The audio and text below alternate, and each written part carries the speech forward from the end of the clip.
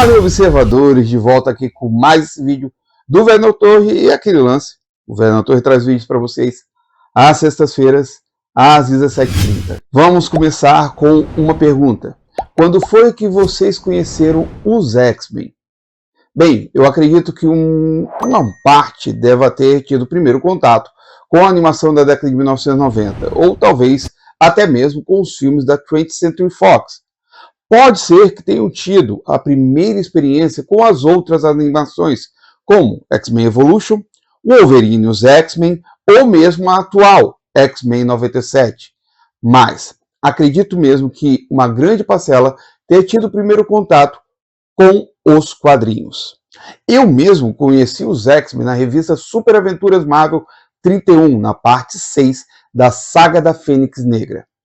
Mesmo que eu tivesse começado daí, continuei a acompanhar as revistas seguintes e acompanhar os X-Men, e somente parei de acompanhá-los quando o Magneto tirou o adamantio do corpo de Wolverine.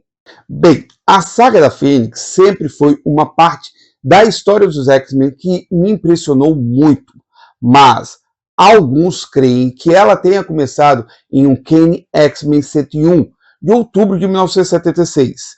Mas eu sempre acreditei que tudo começou muito antes na Uncanny X-Men 98, de abril do mesmo ano. Ou seja, Chris Claremont já havia elaborado todas as 3 edições bem antes do que estava para acontecer.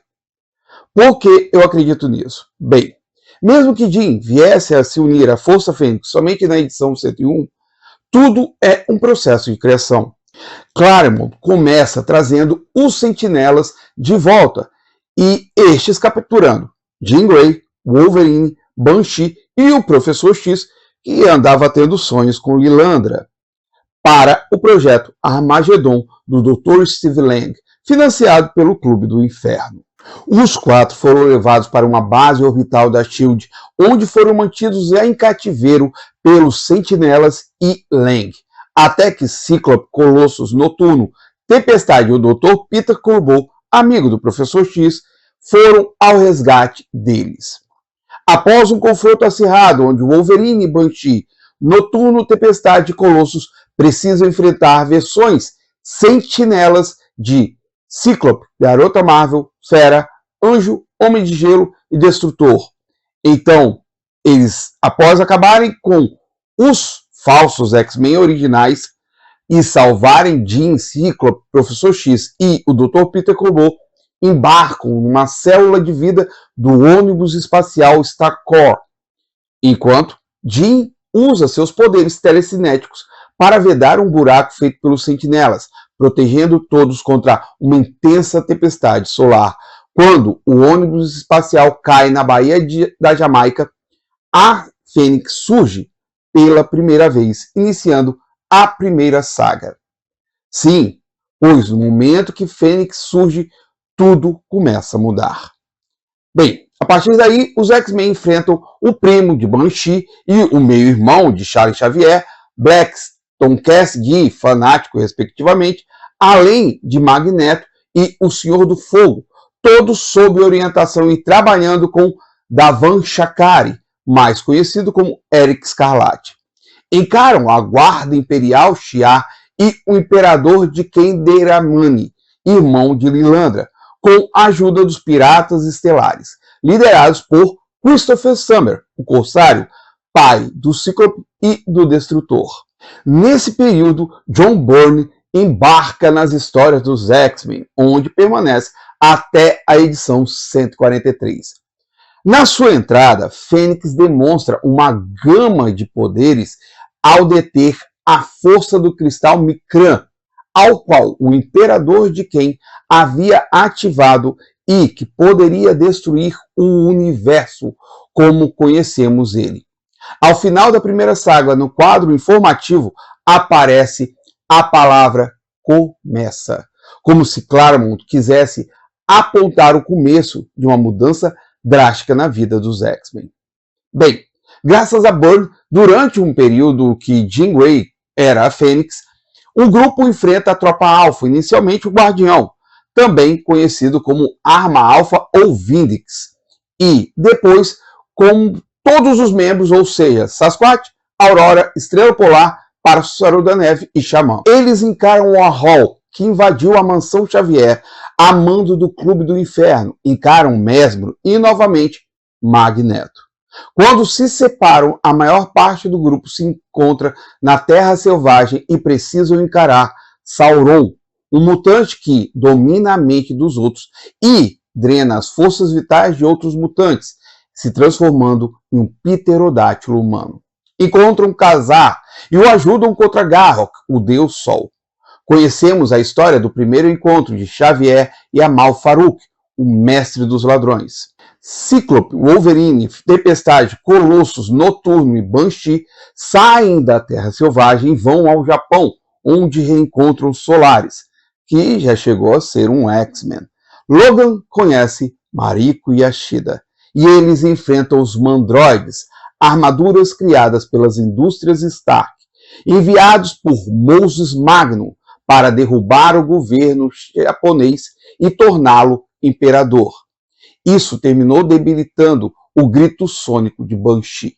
Então, a partir da Uncanny X-Men 122 de junho de 1979, Jean Grey encontra a figura que a obrigaria a aceitar seu lado Fênix Negra, Jason Wingard, o disfarce do Mestre Mental, um velho inimigo dos X-Men que a manipula. Lógico que nada é tão simples, pois Claremont ainda tinha outras histórias para contar, mas a ideia estava plantada.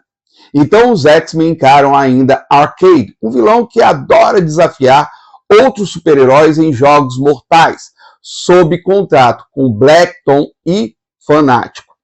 Depois eles vão à Ilha Muir, onde está o laboratório da doutora Moira McTaggart, e terminam enfrentando Proteus, o Mutante X, filho de Moira com Joe McTaggart, com capacidade de tomar corpos e alterar a realidade.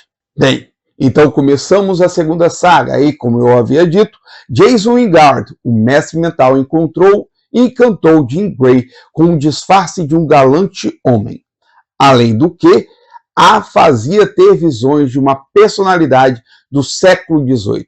Sua intenção era usar o poder dela a favor do Clube do Inferno, tornando-a a Rainha Negra. Lógico que não é um processo breve, mas o Mestre Mental se esforça, pois desejava ativar o lado negativo dos poderes da Fênix.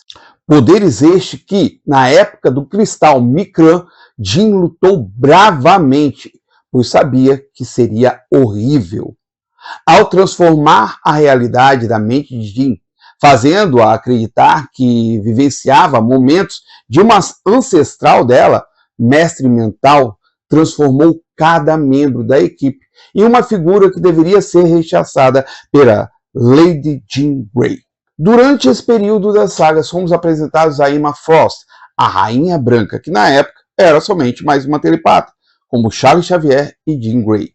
Também conhecemos o ciborgue Donald Pierce e o mutante Harold Leland, que tinha a capacidade de alterar a gravidade em torno dos corpos, podendo ampliar ou diminuir.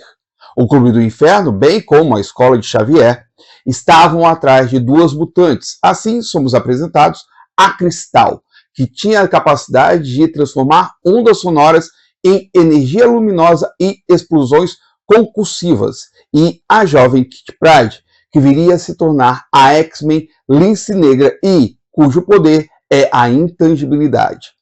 Lógico que Mestre Mental tinha outro objetivo ao usar Jean, derrubar Sebastian Shaw da liderança do círculo interno do Clube do Inferno. Sim, não era todo o Clube do Inferno que participava da empreitada contra os X-Men, somente o círculo interno que eu mencionei. O lance é que Mestre Mental colocou muita fé em seu domínio sobre Jean e, ao derrubar as barreiras que ela levantara, terminou despertando a Fênix Negra, que quase lhe fez uma lobotomia. Como Fênix Negra, Jean termina derrubando o veículo de transporte dos seus companheiros de grupo e encarando-os, mostrando toda a totalidade do poder divino da Fênix Negra.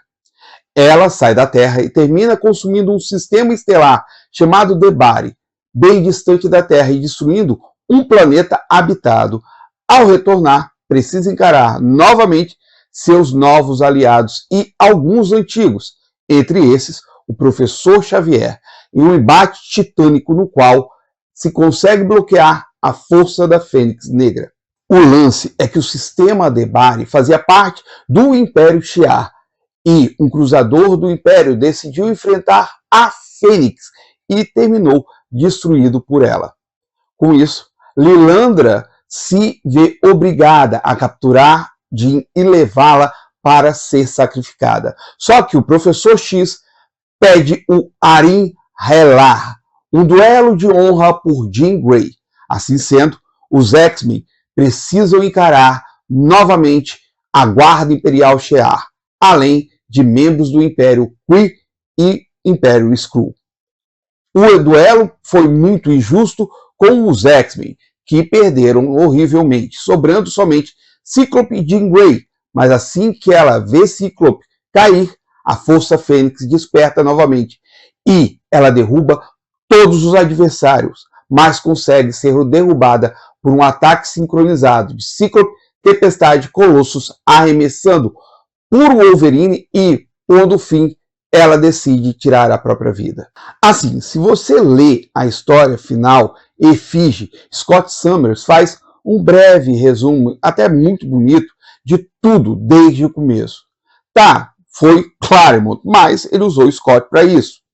Bem, a história não terminou aí, então, durante anos vimos os X-Men enfrentando as consequências dessa história, principalmente porque Bernard Shaw conseguiu transformá-los em ameaças e muitos párias do que qualquer outro mutante. Além do que, na edição 27 de O que aconteceria se o Atu, o Vigia, mostra um outro universo onde a Fênix Negra não foi detida e termina destruindo os X-Men e consumindo a Terra. No quarto crossover de Marvel e DC, os X-Men encontram os Novos Titãs e ambos precisam encarar Darkseid e a Fênix Negra, trazida de volta pelo governante de Apocalipse. Então, entre janeiro e fevereiro de 1986, Roger Stern, John Buscema, John Byrne, Bob Layton e Jackson Guice trazem de volta Jean Grey e reúnem os membros fundadores dos X-Men no grupo X-Factor.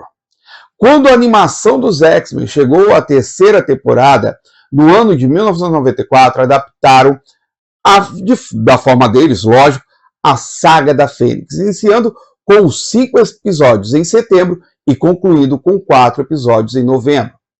Assim, ainda prefiro aos quadrinhos do que à animação, lógico, principalmente por conta dos acontecimentos seguintes, como os X-Factor. E é isso, observadores. A saga da Fênix Negra, dividida em 2 partes, é mais longeva e interessante do que a minissérie de 10 edições que todos conhecemos. Ela começou em abril de 1976 e se estendeu até julho de 1980. Mas, como é a Marvel, o fim de um personagem, com exceção do tio Ben, nunca é eterno. E, lógico, ela retornou. Assim, eu não sei como estão as coisas ultimamente com Jean, Scott ou qualquer outro dos X-Men, pois faz um tempo que eu não leio histórias, mas esse clássico tem ramificações que se tornaram uma bola de neve na vida dos X-Men naquela época. Assim, algumas pessoas acham que conhecem os X-Men por causa das animações ou dos filmes, mas até elas lerem as histórias em quadrinhos, conhecerem a história como a saga da Fênix, e demais histórias anteriores e posteriores, lógico, elas dificilmente poderão dizer que conhecem de fato os X-Men. X-Men é mais do que uma série de filmes confusas e desconexas.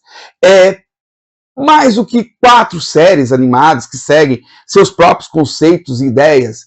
Ela é extensa e seu próprio universo. A saga das Fênix mostra que é necessário reunir todos os universos da Marvel para que tenhamos algo maravilhoso.